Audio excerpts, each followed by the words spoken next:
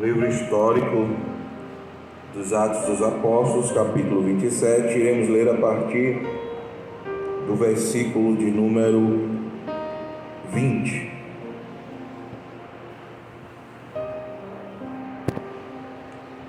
Os irmãos encontraram, amém? Amém. Diz a palavra do Senhor assim, eu leio o 20, a igreja lê o 21 e todos iremos ler o versículo de número 25.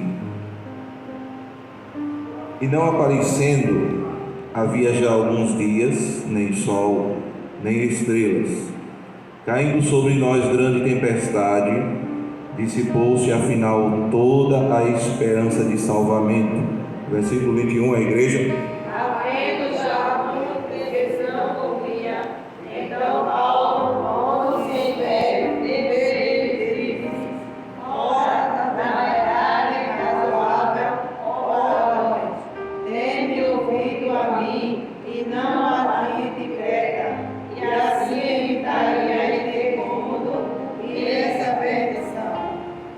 Mas já agora vos aconselho, bom ânimo, porque nenhuma vida se perderá de entre vós, mas somente o navio. Versículo 23, igreja. Porque essa mesma noite, o anjo de Deus, de quem eu sou e a quem eu sirvo, esteve comigo, Dizendo Paulo, não temas, é preciso que compareças perante César. E eis que Deus, por sua graça, te dou todos quantos navegam contigo. Todos os 25. Portanto, senhores, tende bom ânimo, pois eu confio em Deus que sucederá do modo que me foi dito. Quantos podem dizer amém? Amém. Deus, pois, aplique essa palavra bendita e preciosa aos nossos corações. Nessa hora estaremos orando, agradecendo pela leitura. Quantos mais desejam participar desta oração? Oremos então. Eterno Deus e bendito Pai, te louvamos, ó Deus, pela rica oportunidade de estarmos aqui. Já temos recebido, ó Deus, da tua parte. O Senhor já tem falado conosco. Te agradecemos, ó Deus, nesta hora pela tua palavra que foi lida, pelo teu Espírito, ó Deus, que já tem falado aos nossos corações. Continua, ó Deus, pela tua graça, pela tua misericórdia, ó Deus, pela tua infinita bondade, falando aos nossos corações, e que saiamos daqui neste dia, ó Deus, carregando os nossos molhos. Tudo isso nós te pedimos e te agradecemos em nome de Jesus. Podem sentar, meus irmãos. O texto que Deus tem colocado em meu coração no dia de hoje, é uma palavra bem conhecida da igreja. O apóstolo Paulo, aquele servo do Senhor que tanto contribuiu com a obra do Senhor, escrevendo as cartas. Também, às vezes a gente lendo as cartas, às vezes a gente pensa que o ministério do apóstolo Paulo foi um ministério monótono, onde ele ficou apenas escrevendo e escrevendo e escrevendo. O que não é verdade, né? O apóstolo Paulo teve um ministério muito dinâmico. Por vezes saiu viajando, fez grandes viagens e evangelizando, ensinando a todos por onde ele passava. É tão interessante a história do apóstolo, que é apóstolo dos gentios, que o mesmo chega a dizer que aprendeu do próprio Cristo. Por isso que foi apóstolo.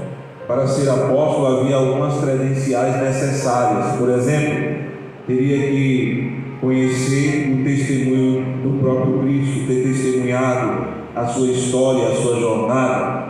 E para que esse requisito se cumprisse, ele aprendeu do próprio Cristo.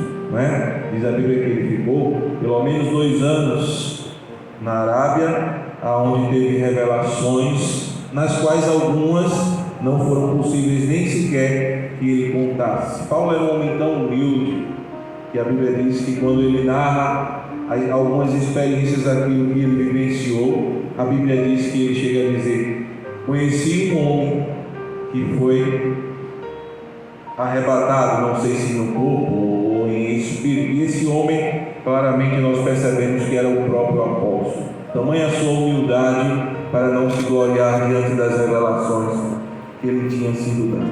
Mas aqui Paulo vive um momento muito difícil na sua caminhada, na sua jornada, durante uma viagem missionária, a terceira viagem missionária, segundo os estudiosos, a última viagem do apóstolo. Foi uma viagem extremamente difícil, foi uma viagem conturbada, foi uma viagem ao qual ele estava seguindo, sabia o motivo pelo qual estava seguindo e sabia o que iria acontecer com ele, mas mesmo assim o apóstolo estava firme e forte na missão que lhe foi dada. O propósito do apóstolo Paulo, a visão do apóstolo Paulo sempre esteve focada naquilo que era a sua missão. Quando nós focamos a nossa visão naquilo pelo qual Deus nos chamou, dificilmente nós iremos perder tempo com as coisas da vida, dificilmente nós iremos perder tempo até mesmo com as adversidades da vida. O apóstolo Paulo era alguém tão convicto da sua chamada, tão convicto da sua missão, que não importava aonde ele estivesse, ele sempre estava fazendo a obra do Senhor. Mas no dia de hoje o Senhor tem chamado a minha atenção para pelo menos duas verdades que eu encontrei aqui nesse texto da palavra de Deus, que nós lemos nesse capítulo de número 27 e o 28 também. A primeira realidade que o Senhor tem falado ao meu coração é sobre as circunstâncias da vida. Nós costumamos, diante das circunstâncias da vida, desesperarmos, perdermos o foco, perdermos a atenção, mas nesta manhã eu queria dizer para os irmãos: cuidado com as circunstâncias que vêm sobre a sua vida. Às vezes não será aquilo que você pensa que está sendo. As circunstâncias da vida, que principalmente as circunstâncias negativas, mas também as perspectivas positivas, por vezes engana o nosso coração. Não devemos alicerçar a nossa vida em circunstância alguma, não importa se favorável ou se desfavorável. Nunca alicerce a sua vida nas circunstâncias da vida, porque as circunstâncias da vida, além de passageira, elas podem mudar repentinamente. E nesse texto, muitas das circunstâncias mudaram repentinamente. A maioria das pessoas envolvidas aqui no capítulo 27 e no capítulo 28 até, foram enganadas pelas circunstâncias que pareciam ser tão óbvias, pareciam ser tão claras, mas foram enganadas. O crente nunca deve alicerçar a sua confiança nas circunstâncias, mas alicerçar a nossa vida na palavra de Deus, na direção que é dada por Deus, na direção que é dada pelo Espírito Santo. A única pessoa que não se equivocou em momento algum durante esse processo todo, dessa situação que Paulo passou, foi o próprio apóstolo, porque alicerçado em Deus ele estava, alicerçado na palavra de Deus ele estava. E não tem como dar errado, irmãos. Quando nós estamos alicerçados na palavra de Deus, sempre dará certo, porque a palavra de Deus é fiel, a palavra de Deus é verdadeira, a palavra de Deus é viva, a palavra de Deus não volta vazia, a palavra de Deus cumpre todos os propósitos pelos quais ela foi enviada. Ela é eficaz, e a nossa vida deve estar pautada na palavra de Deus. Diz a Bíblia que passa o céu, passa a terra, mas as palavras de Deus, elas não passarão. Tudo começa na palavra, irmãos. A Bíblia diz certa feita que Ezequiel teve uma visão interessante de um vale de ossos secos, e era uma situação na qual desanimava qualquer pessoa. O próprio Deus se refere ao Ezequiel e diz assim: Ezequiel, esses ossos poderão reviver. E eu fico pensando, irmãos, eu não sei se por 1 minuto, ou por 2 minutos, ou por 10 minutos, o Ezequiel certamente por algum período ficou refletindo se aqueles ossos poderiam ou não reviver, e a situação era tão difícil, tão desastrosa, que o próprio servo do Senhor disse: Senhor, tu o sabes. Em outras palavras, a situação era tão terrível que Ezequiel não conseguia nem perceber que para Deus não há impossíveis. Mas a Bíblia diz que tudo começou através da palavra de Deus, porque Deus disse para o profeta: profetiza. E a Bíblia diz que o profeta começou profetizando, e as coisas que pareciam impossíveis começou acontecendo, porque o servo do Senhor estava alicerçado na palavra de Deus. Ele não estava alicerçado nas emoções, ele não estava alicerçado nas circunstâncias, ele não estava alicerçado naquilo que é possível ou que é impossível. Ele estava alicerçado na palavra do Deus Todo-Poderoso. E quando nós estamos, irmãos, alicerçados na palavra de Deus, as coisas do tempo certo e da maneira certa começam a acontecer. Talvez para alguém diz: mas por que demorou tanto? Não demorou, foi no tempo certo, foi na hora exata, porque havia uma palavra da parte de Deus ao meu e ao teu respeito. E quando essa palavra saiu dos céus, logo as coisas aconteceram. E de repente alguém diz: olha, mas já recebeu a bênção na segunda e depois na quarta, porque foi a palavra de Deus que saiu dizendo: é o tempo, é a hora, é o momento. E quando chega o momento de Deus, irmãos, não tem obstáculo, não tem dificuldade, não tem tempestade, não tem tempo difícil, não tem nada, irmãos, que possa se opor à poderosa e viva e eficaz palavra de Deus. Cuidado com as circunstâncias. Elas podem parecer o que não são. Abra sua Bíblia no capítulo 27, no versículo de número 9, para que nós possamos entender um pouco do contexto dessa viagem missionária do apóstolo. A epígrafe tem os perigos da viagem. Observe que já havia dificuldade, já havia perigos. Veja o que diz o versículo 9: depois de muito tempo, tendo se tornado a navegação perigosa, e já passando o tempo do dia do jejum, admoestava-os Paulo, dizendo: senhores, vejo que a viagem vai ser trabalhosa, com dano e muito prejuízo, não só da carga e do navio, mas também da nossa vida.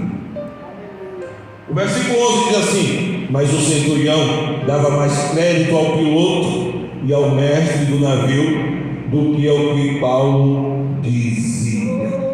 Primeiro grande erro, irmão, daquelas pessoas ali, independente de conhecerem ou não a Deus, porque se eles não eram convertidos e não seguiram a vontade e a palavra de Deus através do seu servo, e não foram capazes de reconhecer, Israel por vezes também foi incapaz de reconhecer a palavra de Deus, e até hoje não reconhecem o próprio Messias, o Senhor Jesus, que veio para os salvar, e até hoje eles não conseguiram reconhecer. Se esses homens não reconheceram, não quer dizer que aqueles que conhecem e que servem a Deus também podem passar despercebidos pela palavra de Deus.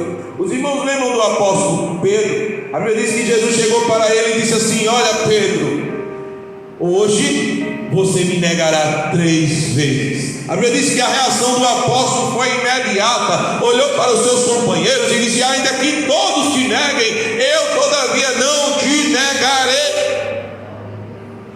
Pedro não estava alicerçado na palavra de Jesus, estava alicerçado no seu braço, na sua força, na sua confiança. Ele se esqueceu que quem estava falando com ele era o Verbo vivo, era a palavra de Deus encarnada. Foi Jesus quem disse para Pedro: você vai me negar 3 vezes. Mas naquele momento, a exaltação de Pedro, a soberba de Pedro, o ouvido tampado de Pedro, foi incapaz que ele percebesse naquele momento que a palavra que estava falando com ele era o Verbo encarnado, era o próprio Deus vivo dizendo: você vai fazer isso. E Pedro, diante da palavra de Jesus, disse: não, jamais eu farei isso. Todos podem fazer, mas eu não farei. Por vezes nós somos assim, irmãos. Por vezes nós não conseguimos dar ouvidos à voz de Deus e à palavra de Deus. Às vezes eu vejo um crente desesperado, completamente desesperançado, às vezes até arrancando praticamente o cabelo da cabeça por causa de uma situação difícil, e diz assim: olha, é muito difícil passar pela tempestade, é muito difícil passar pela noite escura, porque na noite escura Deus não fala conosco o que fazer diante da noite escura, quando Deus está em silêncio. A resposta é simples, irmãos, porque Jesus também passou pela noite escura. Diz a Bíblia que durante 40 dias ele esteve no deserto, sem nada comer, e quando estava com muita fome, veio um tentador, e Jesus, diante daquela noite escura, diante daquela situação difícil, diante daquela fragilidade, diz a Bíblia que o tentador veio e disse: olha, se tu se prostrares, se tu me adorares, eu te darei todos os reinos da terra. Porque tu não, se tu és filho de Deus, porque tu não manda que essas pedras se transformem em pão? E Deus não falou com Jesus, e o Espírito não veio naquele momento e trouxe uma palavra para Jesus. Sabe como ele passou por essa noite escura, dizendo: está escrito, nem só de pão viverá o homem. Na noite escura nós temos condição de passar por ela, porque já houve uma palavra de Deus ao meu e ao teu respeito. Aquilo que Deus falou no passado ainda está valendo no presente. Aquilo que Deus falou em tempo de paz ainda está valendo em tempo de guerra. Aquilo que Deus falou contigo quando o mar estava calmo ainda está de pé em meio às tempestades da vida. Passe pela noite escura, lembrando das promessas que Deus tem te dado. É só você parar e refletir e dizer: está escrito. Deus já falou, Deus já disse algo ao meu e ao teu respeito, e esse algo que Deus disse ao meu e ao teu respeito vai se cumprir, que aconteça o que acontecer, não importa o tempo, porque o tempo é o tempo de Deus. Em meio a essa tempestade tão grande que o apóstolo Paulo estava, ele tinha convicção plena que sairia ileso daquela situação. Ele tinha convicção absoluta, mas os homens deram mais atenção à palavra dos homens.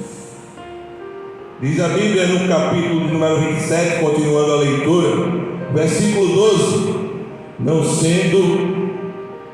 sendo um porto próprio para invernar, a maioria deles era de opinião que partissem dali, para ver se podiam chegar a Fenice, e ao passar o inverno, visto ser um porto de Creta, o qual olhava para o nordeste e para o sudeste. Veja porque esses homens decidiram partir. Eles decidiram partir porque o lugar onde eles estavam não era apropriado para invernar, para ficar ali, para se hospedar, não era um lugar adequado. Às vezes, irmãos, nós estamos procurando conforto, comodidade, e por vezes por causa desse conforto, e por vezes por causa dessa comodidade, e por vezes por causa dessa tranquilidade que nós buscamos, colocamos a nossa vida em perigo. Foi isso que esses homens fizeram. Ao invés de ouvir a palavra do servo de Deus, do homem de Deus, diz a Bíblia que por causa do lugar não ser um lugar confortável, eles resolveram partir. Cuidado com o conforto. Quem disse que Deus te prometeu conforto? Quem disse que Deus te prometeu mar tranquilo? Quem disse que Deus te prometeu um mar de rosa, uma vida tranquila, onde você não teria dificuldades? Deus não prometeu isso para nós. Deus prometeria que mesmo as dificuldades da vida, Ele estaria conosco. De repente Jesus chama os seus discípulos, convocam para uma reunião, e na reunião talvez os seus discípulos não esperassem, mas Jesus chama e diz assim: neste mundo tereis aflições. Tenham fugido dessas coisas para que tenhas paz em mim. João 16:33. Tenham fugido dessas coisas para que tenhas paz em mim. No mundo tereis aflições, mas tem de bom ânimo. Eu venci o mundo. O que Jesus estava dizendo para os seus discípulos: olha, aqui nessa terra vocês vão ter luta, aqui nessa terra vocês vão ter dificuldade, mas fica tranquilo, porque eu mesmo estarei com você. Jesus nunca se preocupou, irmãos, com a minha e com a tua dificuldade, porque a minha e a tua dificuldade não é nada para Jesus. O que Jesus sempre se importou era em estar conosco. Você sabia que Jesus não se preocupa com a tempestade que você sofre? Ele não se preocupa, porque a tempestade que você sofre, que você passa, que lhe perturba, Ele pode resolver assim, ó, com uma palavra. A Bíblia diz que quando os discípulos estavam naquela tempestade tão terrível, Jesus veio andando por sobre o mar. E quando Jesus veio andando por sobre o mar, diz a Bíblia que Jesus ficou conversando com ele. Ora, irmãos, eles estavam temendo, eles estavam apavorados, eles estavam gritando: fantasma, é um fantasma. Não conseguiam nem sequer reconhecer a Jesus por causa da tempestade. Mas Jesus conversava com eles e Jesus não acalmava a tempestade. A Bíblia diz que ainda a tempestade continuava batendo no barco e Jesus conversava com ele, porque a tempestade que incomodava Jesus não era a tempestade de fora do barco, mas era a tempestade de dentro do barco que incomodava Jesus. Por isso que ele dizia: tenham bom ânimo, sou eu. A tempestade que incomodava Jesus naquele dia, da tempestade com os seus discípulos, era a tempestade que estava no coração dos discípulos. O que perturbava Jesus era ver o coração dos seus servos, dos seus filhos perturbado, angustiado. E por isso Jesus vem e vai direto na raiz do problema e diz: acalmem, sou eu, não temam. E o mais maravilhoso, Jesus alcança os seus propósitos, porque agora os discípulos estão dialogando com Jesus diante de uma tempestade sem precedentes. Tempestade rolando, irmãos, a água entrando no barco, o vento, e os discípulos conversando com Jesus, dizendo: se és tu mesmo, Senhor, manda eu ir ter contigo. Jesus diz: venha! E a Bíblia diz que Pedro entra na água e vai ter com Jesus. E quando Pedro vai ter com Jesus, os discípulos estão lá quietos. Eles já não gritam mais: fantasma, fantasma. Eles já não estão perturbados por causa da tempestade. Diante de Jesus, a tempestade perde a sua força, ainda que ela não perca a sua operação. Mesmo a tempestade operando, a mesma violência da tempestade ainda estando em operação, mas a força de afligir os discípulos de Jesus havia sido completamente acabada, frustrada, derrotada. Agora os discípulos poderiam adorar a Jesus e conversar com Jesus e ter comunhão com Jesus, mesmo diante das tempestades. Jesus alcançou o propósito.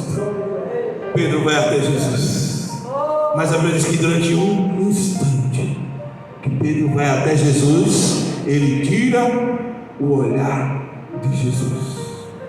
Irmãos, quando ele tira o olhar de Jesus, ele começa a afundar.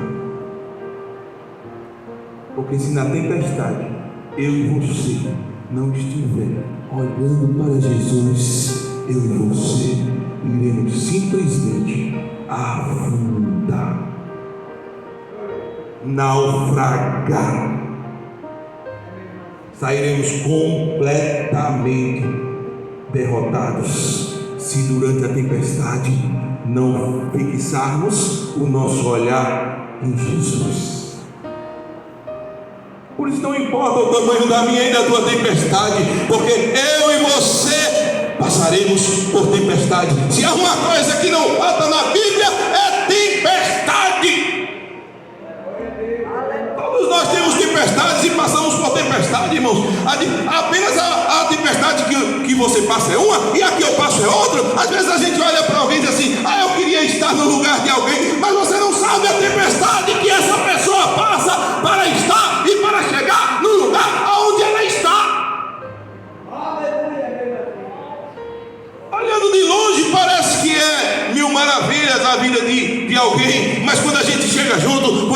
caminha junto, quando a gente anda junto, a gente diz: meu Deus, ele também enfrenta tempestade, porque até Jesus enfrentou tempestade. Quem sou eu e você para não enfrentarmos tempestade? E toda tempestade tem um propósito da parte de Deus. Sabia que você nunca sai do mesmo jeito quando você entra numa tempestade? Nunca. A Bíblia diz que nesse dia que os discípulos passaram por uma tempestade, no final eles disseram: verdadeiramente ele é filho do Deus vivo. Não tinham ainda reconhecido, não tinham ainda enxergado que Jesus era o Filho de Deus, mas na tempestade eles perceberam que Jesus era o Filho de Deus. Você nunca sai do mesmo jeito quando você passa por uma tempestade, ainda que você não perceba, mas houve uma mudança e um propósito de Deus foi cumprido na sua vida.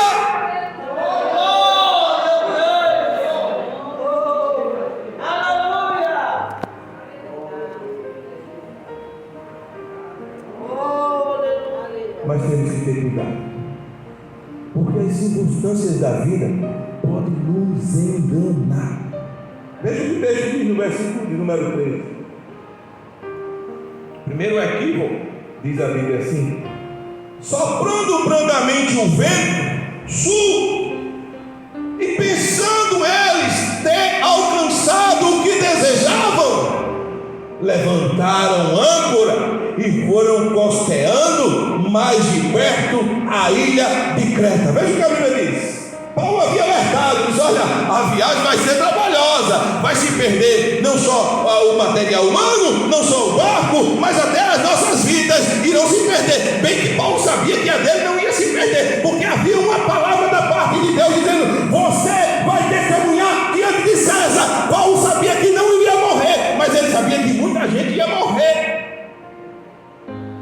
Mas a Bíblia diz que quando aqueles marinheiros, aqueles especialistas, aqueles homens que trabalhavam com aquela navegação, diz a Bíblia que de repente olharam para o tempo e viram o vento e o tempo tranquilo e tudo tranquilo, e eles colocaram em seu coração: o mar agora está para ser navegado, está tudo tranquilo. Olha o que diz o versículo 14: entretanto, não muito depois, desencadeou do lado da ilha um tufão de vento chamado Euroaquilão, e sendo o navio arrastado com violência, sem poder resistir ao vento, cessamos a manobra e nos fomos deixados levar. Olha o que a Bíblia diz: não demorou muito tempo. Aquilo que estava calmo, aquilo que estava tranquilo, de repente se levantou um tufão, o qual aqueles homens não puderam controlar o navio, e diz a Bíblia que eles levantaram as âncoras e guardaram lá aquelas velas e deixaram o barco e sem rumo. Agora eles estavam deixando que o vento levasse o barco para onde o vento quisesse, porque eles não podiam controlar, mas a situação anteriormente era tranquila e enganou a eles. Cuidado para que uma situação de tranquilidade ou uma situação de turbulência não venha a enganar você e você perca a sua atenção. Está tudo tranquilo, é porque está tudo certo. Não, busque a Deus, busque a palavra de Deus, escute a voz do Espírito Santo. O que vale não são as circunstâncias, se estão tranquilas ou se está o mar está bravio, isso não vale de nada. O que vale é Deus nos orientando.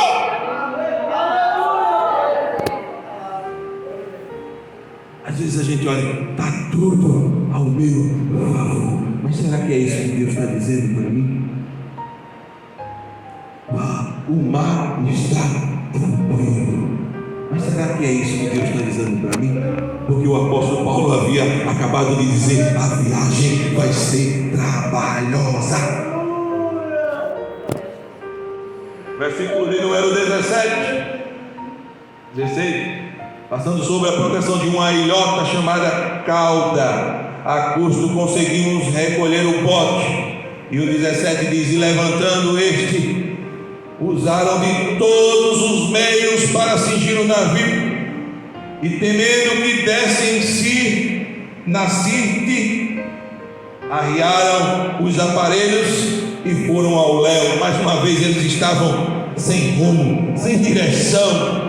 Versículo de número 18: açoitados severamente pela tormenta do dia seguinte, já aliviavam o navio. A situação já era tão desesperadora que eles já jogavam tudo que tinha dentro do navio no meio do mar para ver se eles se salvavam. Mas anteriormente eles observaram e olharam para o mar e olharam para o tempo e disseram: o tempo está favorável. Cuidado com as circunstâncias desta vida, elas podem me enganar. Crente não anda por circunstância, irmãos, seja favorável, seja desfavorável. Crente anda por fé, crente anda em comunhão com Deus, crente anda em obediência a Deus, crente anda na palavra de Deus. O versículo 19 diz: e ao terceiro dia, nós mesmos, com as próprias mãos, lançamos ao mar a armação do navio.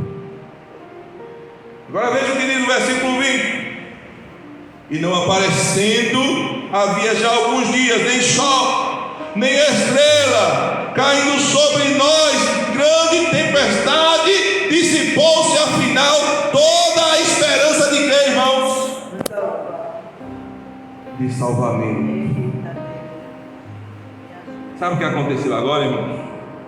No versículo de número 20: mais uma vez as circunstâncias enganaram aquelas pessoas.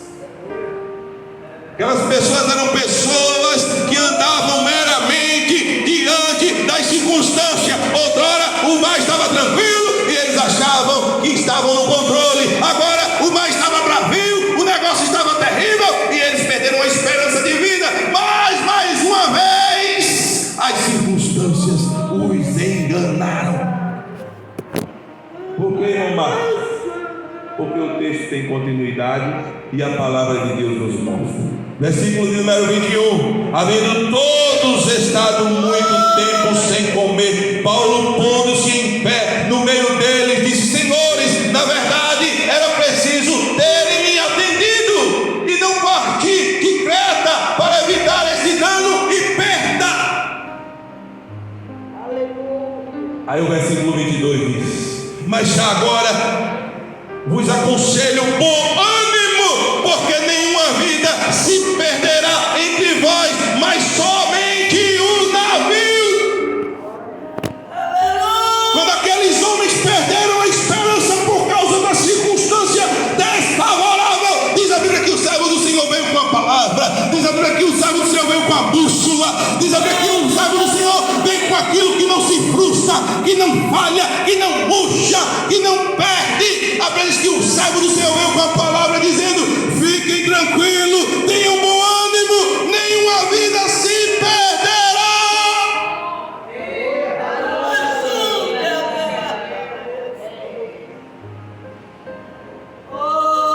Deus estava dizendo: a circunstância para mim não é nada. Outrora esteve favorável e vocês foram, achavam que estava no controle. Agora está desfavorável e vocês pensam que vão morrer. O que vocês pensam e as vossas situações não me atingem. Ninguém vai morrer.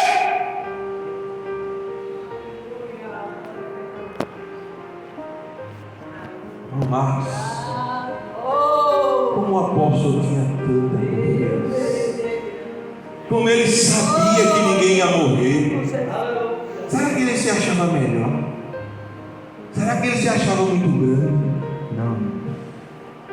Ele conta tudo. Ele conta onde estava a sua confiança, a sua fé.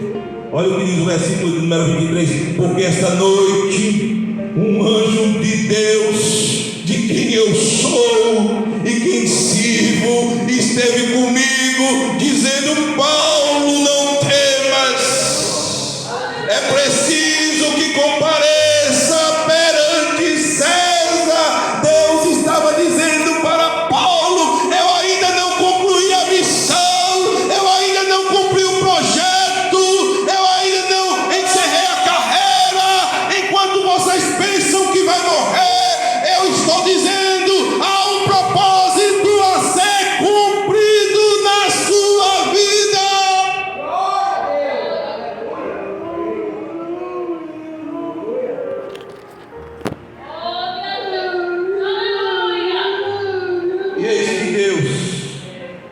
a sua graça te deu todos quanto navegam contigo. A palavra de Deus não se contradiz, irmãos. Quando o apóstolo disse no começo que a viagem ia ser trabalhosa, que ia se perder os navios e que muitas vidas iriam se perder, é porque Deus já havia falado com o seu servo e ele sabia que iria ser desse jeito, porque o crente não trabalha por adivinhação, o crente trabalha com revelação, o crente não trabalha, irmãos, com possibilidades, o crente trabalha com direção de Deus. O crente não trabalha por porcentagem. Isso é um erro, irmãos. Trabalhar por porcentagem. Ah, só tem tanto, e daí? Quando Deus quer, Deus usa um e é suficiente. Mas só tem 300. E os midianitas são uma multidão inumerosa. Mas 300 com Deus é suficiente. Crente não trabalha, irmãos, com percentagem. Crente não trabalha com matemática. Crente trabalha do Deus que tem toda a sabedoria. A sabedoria de Deus é maior do que a matemática. A sabedoria de Deus é maior do que a química, do que a física, do que as circunstâncias humanas, porque Ele é o Deus de toda a sabedoria. E a Bíblia diz que Paulo a princípio disse: muitas vidas vão ser perdidas. Mas agora o anjo vem e diz: pela graça. Não é porque tu é bom, Paulo. Não é porque tu mereces. Não é porque tu trabalha tanto. O teu trabalho é tão importante diante de Deus, mas não é por causa disso. Não é porque tu não trabalha. Não é porque tu tem. Também não é porque tu não tem. Não é porque tu é. Também não é porque você não é. É porque a graça de Deus está na tua vida. Você só é o que é, você só tem o que tem, você só chegou onde chegou, você só está aqui por um único motivo, por causa da graça de Deus. Aí, irmão Marcos, e o preguiçoso? O que é que tem o preguiçoso? A Bíblia diz que Deus é poderoso para transformar as coisas mais inusitadas. Se Deus transformou água em vinho, Deus não pode transformar um preguiçoso em trabalhador. Deus transforma as coisas inanimadas, irmão. Imagine a minha e a tua vida. Mas aquilo ali não serve, não. É descartável. Qualquer coisa ele corre. Oi, irmãos, leia um pouquinho a história de Jeremias. Você vai perceber, na história da Bíblia não existe ninguém mais frágil do que Jeremias. Jeremias é alguém extremamente frágil. Diz a Bíblia que ele escreveu um livro de lamentações. Deus falou várias e várias vezes. No capítulo 1 e no versículo 1 você vai ver que Deus falou uma, Deus falou duas, Deus falou três, Deus falou 10, Deus falou 20. E depois Jeremias disse para Deus: quem sou eu, Senhor, para fazer isso? E ele disse: eu sou uma criança. E Deus disse: não diga eu sou uma criança, porque aonde eu te mandar você vai. Aquilo que eu disser para você fazer, você vai fazer. Mas diz a Bíblia que Deus fortaleceu a Jeremias de tal maneira que a sua face era dura como o diamante, de tal maneira que Deus disse que fortaleceria a sua vida como fortalecia um muro de concreto. Ou seja, Deus, Ele é poderoso para transformar a vida de qualquer pessoa. Ao fraco Ele pode fazer forte, ao que não tem Ele pode dar, ao que não é Ele pode fazer. Deus é autor e poderoso para fazer todas as coisas na nossa vida. E Ele trabalha com os piores materiais, irmãos. Os piores de tudo. Você escolheria Jacó para ser a pessoa que iria dirigir a sua família, a sua empresa, o seu negócio? Você escolheria Jacó? Eu tenho certeza que não. Mas Deus escolheu Jacó. Não era porque Jacó tinha nada de bom, irmãos. Não é porque eu e você tem qualquer coisa boa. O que eu e você tem de bom, nós só temos de bom porque Deus nos deu, porque Deus colocou o Espírito de Deus em nós. Por isso que Ele pegou aquele cacareco velho e transformou tudo, e fez tudo novo, e fez tudo bom. Você só tem porque Deus te deu. Você só é porque Deus te fez. Você só respira porque o ar que você respira é dado por Deus. É graça, irmãos, é favor imerecido.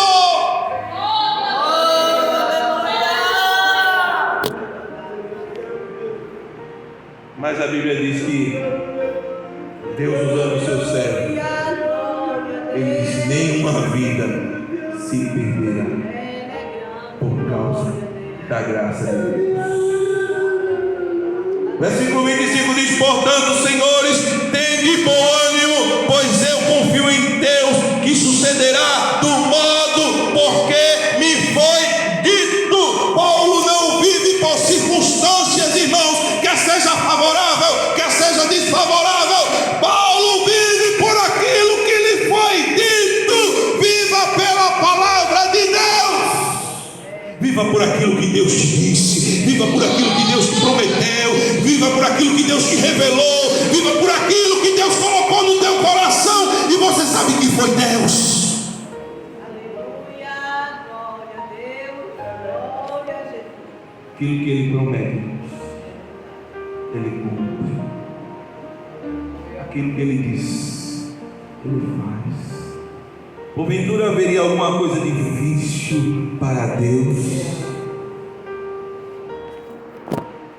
E a Bíblia diz que a confiança de Paulo é essa. Mas a Bíblia continua narrando essa história tão importante. E veja o que a Bíblia diz no versículo 27: quando chegou a 14ª noite, sendo nós batidos de um lado para outro no mar Adriático, por volta da meia-noite, pressentiram os marinheiros que se aproximavam de alguma terra. Versículo 28: e lançando o prumo, acharam 20 braças.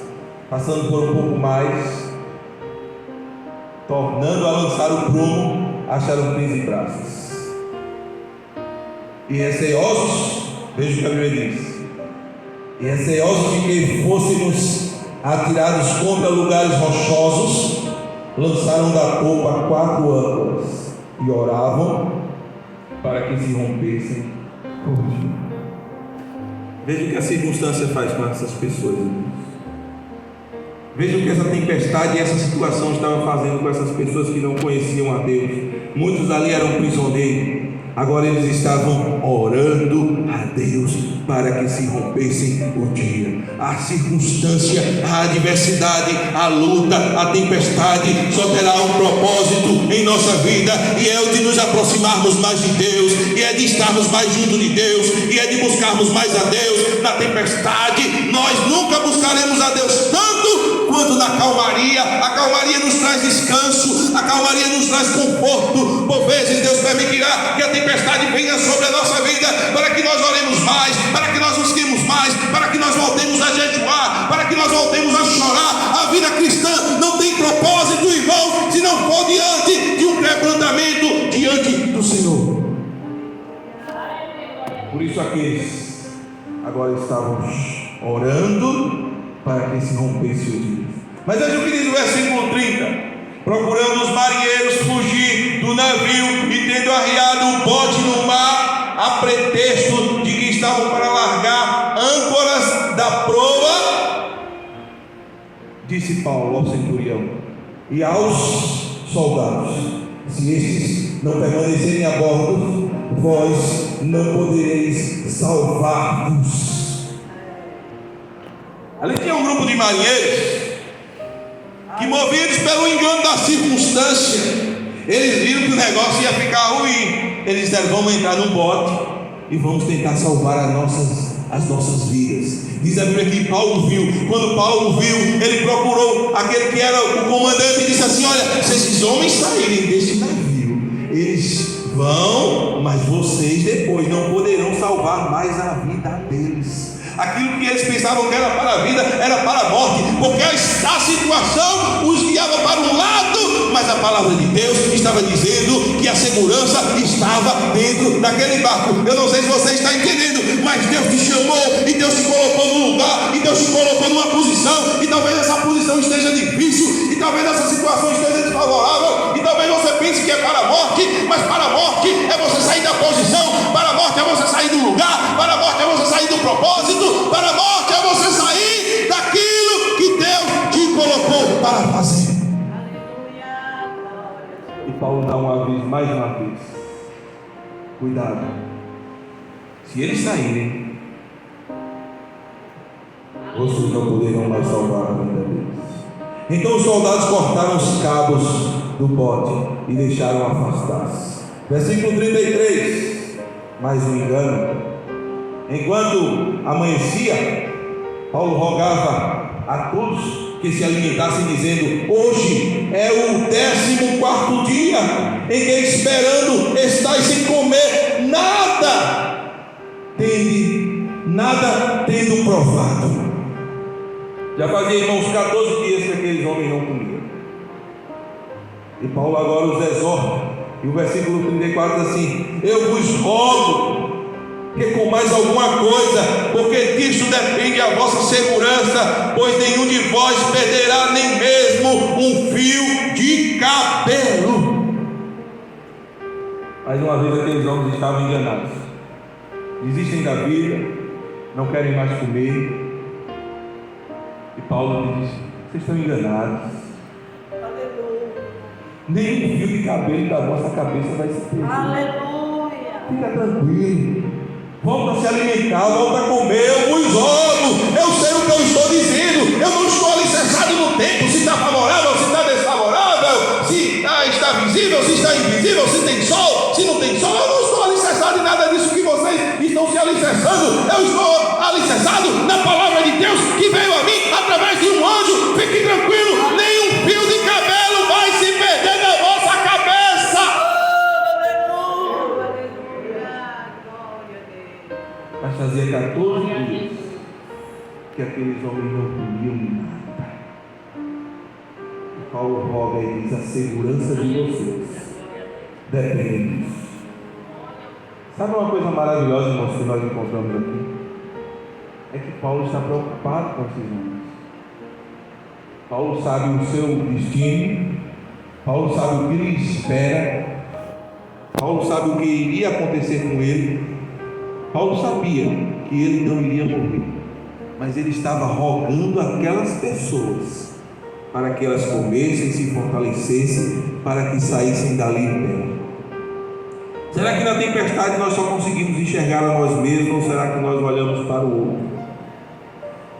Será que nós que temos os nossos ombros cingidos e preparados para enfrentar a tempestade, será que nós olhamos somente por nós? Ou será que nós visitamos aquele soldado que está ferido, que ficou para trás? Paulo fazia isso. Ele roga e eles atendem. A Bíblia diz que todos, versículo número 35, tendo dito isso, tomando um pão, deu graças a Deus na presença de todos, e depois de o partir começou a comer. Todos cobraram ânimo e se puseram também a comer. Estavam no navio 276 pessoas ao todo. Era muita gente, irmãos. Refeitos com a comida, aliviaram o navio, lançando o trigo ao mar. Versículo 39. Quando amanheceu, não reconheceram a terra, mas avistaram uma enseada onde havia praia. Então consultaram entre si se não podiam encalhar ali o navio. Versículo 40. Levantando as âncoras, deixaram-no ir ao mar, largando também as amarras do leme e alçando a vela de proa ao vento, dirigiram-se para a praia. Versículo 41. Dando, porém, no lugar onde duas correntes se encontravam, encalharam ali o navio. A proa encravou-se e ficou imóvel, mas a popa se abria pela violência do mar. Depois de comer, depois de recobrarem o ânimo, eles começaram a seguir viagem. E quando eles seguiram viagem, Eles chegaram em um local, e nesse local o barco encalhou em terra. Sendo que quando o barco encalhou, aquele navio encalhou, a tempestade ainda continuando, o mar começou a se abrir, começou a se quebrar. E mais uma vez aqueles homens se precipitaram. Versículo 42. Veja agora qual era a precipitação daqueles homens. O parecer dos soldados era que matassem os presos, para que nenhum deles, nadando, fugisse. Paulo era o que, irmão? Paulo era preso. Paulo era um preso que estava sendo conduzido até uma autoridade. Quando o barco começou a se quebrar, o parecer dos soldados foi: matemos os presos para que ninguém fuja. E Paulo era um desses presos. Às vezes, irmão, a tempestade vai estar tão difícil, e às vezes a gente diz assim, mas está tão difícil, mas às vezes pode piorar mais um pouco ainda. E parece que piorou, irmãos, porque já não bastava tudo que Paulo vinha passando. De repente o barco começa a se quebrar, e de repente os soldados: vamos matar os presos.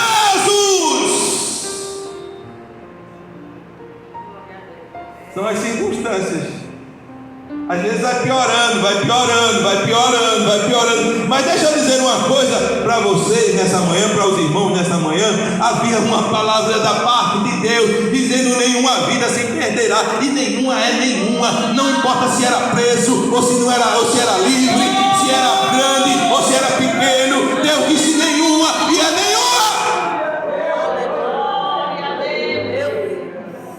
Aí o versículo 43 diz assim: mas o centurião, querendo salvar a Paulo, impediu-os de fazer e ordenou os que soubessem nadar fossem os primeiros a lançar-se ao mar e alcançar a terra. Às vezes alguém até quer fazer o mal a você. Quiseram matar Paulo, dizendo: matei os presos. Aí vem o centurião e diz: não vai morrer ninguém não. Os primeiros que vão nadar, os que sabem nadar. Vai, Paulo, eles queriam te matar, mas vai ser o primeiro a ser liberto. Pode nadar, pode ir adiante, Paulo. E diz a Bíblia que naquele momento Paulo saiu nadando e foi livre. Talvez Paulo tenha sido o primeiro a chegar em terra livre. Alguém até vem com uma palavra: vamos matar. Mas existe uma palavra superior, existe uma palavra acima, existe alguém que está no comando, existe alguém que está na direção, existe alguém que tem o controle de todas as circunstâncias na minha e na tua vida. E essa pessoa disse: não vai morrer.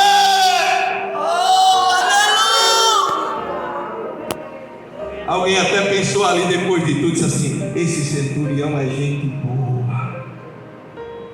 Esse centurião que centurião que nada, irmãos. O homem só é um instrumento de Deus. Todo bem que chega até a você só chega porque Deus quebrando os corações. Diz a Bíblia que Deus inclina o coração do rei para onde ele quiser. Alguém até adiante dos olhos humanos é mal, mas quando Deus tem uma palavra ou tem algo a operar na tua vida, o mal se transforma em bem. E aquela pessoa que nunca ajudou ninguém diz: que pessoa tão boa, que pessoa nada. É o Deus que está na tua vida e que você serve. Ele controla também os corações.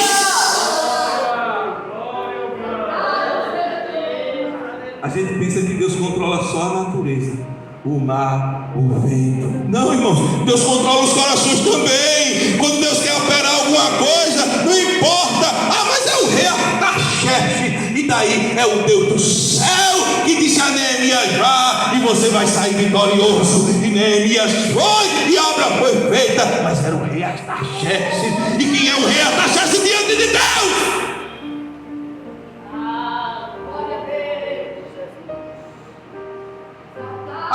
Mas é Nabucodonosor. A Nabucodonosor diz assim: é meu servo, sou eu que mando, sou eu que digo. O que eu disser ele faz. Ele pode ser orgulhoso, ele pode ser soberbo, ele pode se achar grande, mas quando eu quero, ele vai comer até capim. Que história, irmão, de que grande é Nabucodonosor. Grande é o Deus que nós servimos. Nabucodonosor, se exaltar, vai comer capim. Porque o nosso Deus é grande. O nosso Deus é terrível, irmão. O nosso Deus é extraordinário. O nosso Deus é maravilhoso. É Ele que manda, irmão. Diz a Bíblia que Paulo saiu dali, os presos saíram dali, versículo 44. Quanto aos demais, que se salvassem, uns em tábuas e outros em pedaços de navio, e foi assim que todos salvaram em terra. Alguém até diz assim: não tem como não, essa palavra não é de Deus não, irmãos. Todos vão se salvar. Nem todos sabem nadar. Ô irmãos, e Deus não é Deus de providência não? Aí ali o homem disse ali: olha, se agarra aí no pedaço do navio, e apareceu um pedaço de navio, apareceu o bote, apareceu. Deus é Deus de providência, irmão.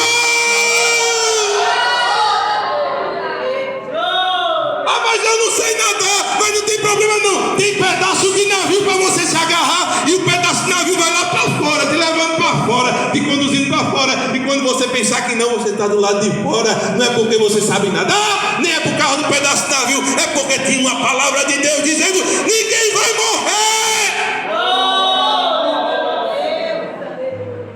Agora você acha que alguém acreditava nisso além de Paulo? Ninguém acreditava não, irmão. Mas Paulo acreditava, porque Paulo conhecia aquele que falou, Paulo conhecia aquilo que disse. Por isso não ande pelas circunstâncias. O teu Deus é maior do que as circunstâncias dessa vida. Pronto, irmão Marco, agora foi tudo bênção. Agora acabou, agora foi tudo bênção. Deixa eu encerrar, irmãos, com o capítulo 28 aqui, um pedacinho só. Uma vez em terra, verificamos que a ilha que se achava se chamava Malta. Os bárbaros trataram-nos com singular humanidade, porque acendendo uma fogueira, acolheram-nos a todos por causa da chuva que caía e por causa do frio. Veja o que diz o versículo 3: tendo Paulo ajuntado e atirado a fogueira um feixe de gravetos, uma víbora, fugindo do calor, prendeu-se à mão. Quando os bárbaros viram a víbora pendente da mão dele, disseram uns aos outros: certamente esse homem é assassino, porque salvo do mar, a justiça não o deixa viver. Porém ele, sacudindo o réptil no fogo, não sofreu mal nenhum. Mas eles esperavam que ele viesse ao quê? A inchar ou a cair o quê, irmãos? Morto de repente. Mas depois de muito esperar, vendo que nenhum mal lhe sucedia, mudando o parecer, diziam ser ele um Deus. Erraram as duas vezes. A primeira vez que eles olharam a circunstância e julgaram e disseram assim: esse daí não presta não, saiu de um problema desse. Agora veio uma cobra, uma víbora, se agarrou na mão. O juiz de Deus veio sobre ele. Não olha as circunstâncias, irmão. As circunstâncias podem te enganar, mas Deus não te engana não. Daqui a pouco aquela cobra agarrada, Paulo na fogueira joga aquela cobra lá e todo mundo esperando: vai inchar, não, vai morrer, vai inchar, vai morrer. O tempo foi passando e disseram: não, ele é como um Deus. Erraram as duas vezes, porque Deus era o Deus que Paulo servia, grande era o Deus que Paulo servia. Eles não conheciam a Deus e queriam agora fazer Paulo de Deus. As circunstâncias são assim, irmãos. Te bota no inferno um dia e depois quer te botar no céu no outro. Alguém te bota lá embaixo no dia, depois quando olha que você está crescendo, aí quer te botar lá em cima. Nem embaixo, nem em cima. Grande é Deus, poderoso é Deus. Não se iluda com as circunstâncias. Mas sabe o que eu aprendo aqui para encerrar, irmão? Além das circunstâncias, que tem um Deus no controle, porque aquele homem escapou de mar, aquele homem escapou de alguém querer matar, aquele homem escapou de naufrágio, depois veio o cobra morder ele. Deus está no controle de todas as coisas, todas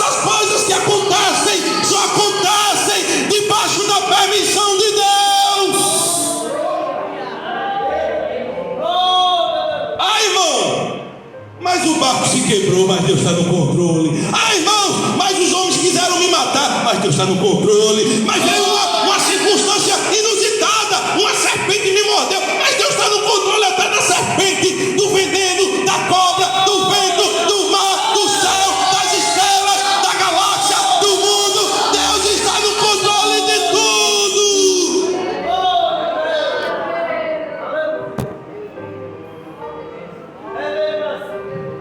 A Bíblia diz que Ele está sentado no seu trono e a terra é os escabelos do seu pé. Sabe aquele banquinho de descansar, irmãos? É a terra para Deus. Ele é grande, irmãos. As nações são como gotas em suas mãos. Você serve a um Deus grande e que está no controle. Por que baixar a cabeça? Por que desesperançar? Por que desesperar? Confia na palavra dele, confia nele, porque ele está no controle da tua vida, da tua família, da tua casa, dos teus filhos, dos teus negócios, e daquilo que você precisa. Ele está no controle.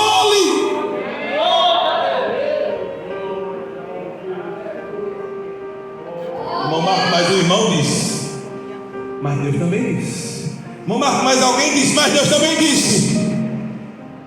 As perspectivas são negativas do homem, porque a de Deus não. A de Deus sempre são as melhores. Eu é que sei que planos tenho ao vosso respeito, planos de paz, projetos de paz, para vos dar um fim que vós desejais. Confia tão somente que Deus está no controle da tua vida e que Deus nos abençoe. Em nome